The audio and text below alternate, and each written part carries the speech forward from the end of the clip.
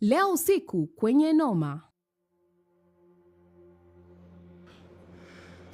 Nimezungumza na daktari na amenielezea kila kitu.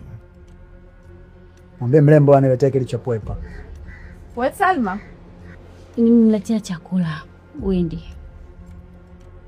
Mama anakusubiri sebeni. Anahitaji kuongea na wewe. Baitaya. Tutomalawe. Shingapi kwa hiyo?